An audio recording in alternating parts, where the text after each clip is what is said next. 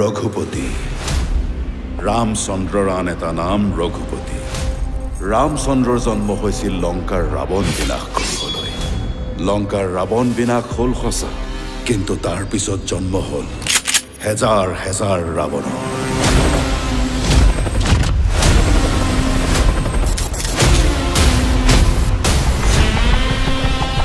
মোৰ সমষ্টিৰ মাটিডোখৰ যায় গঞা ৰাইজে অযথা হুলস্থুল কৰি আছে। ৰঘুপতিকে এতিয়া তালৈ পঠিয়াই আছো। ৰঘুপতি নালাগে, ৰঘুপতিক নালাগে।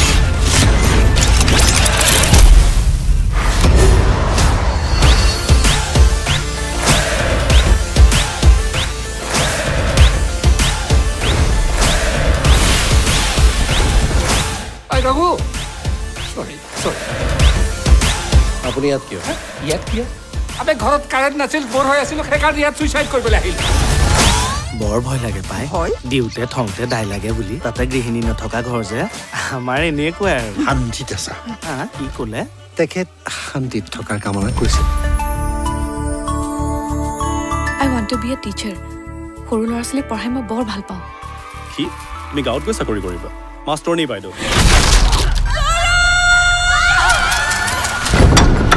পুলিচে কৈছে তাইৰ মৃত্যু হৈছে বুলি, কিন্তু মোৰ অন্তৰে কৈছে তৰা এতিয়াও জীয়াই আছে।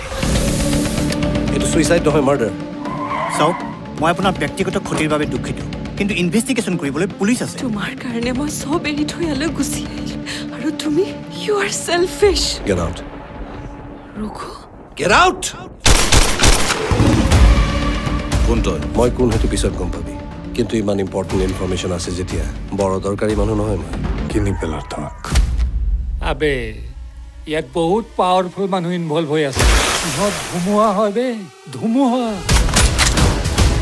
সিহঁত যদি ধুমুহা হয়, মই জুই হয়, আৰু জুইত যিমানেই বতাহ লাগে সিমানেই ডাঙৰকৈ জ্বলে।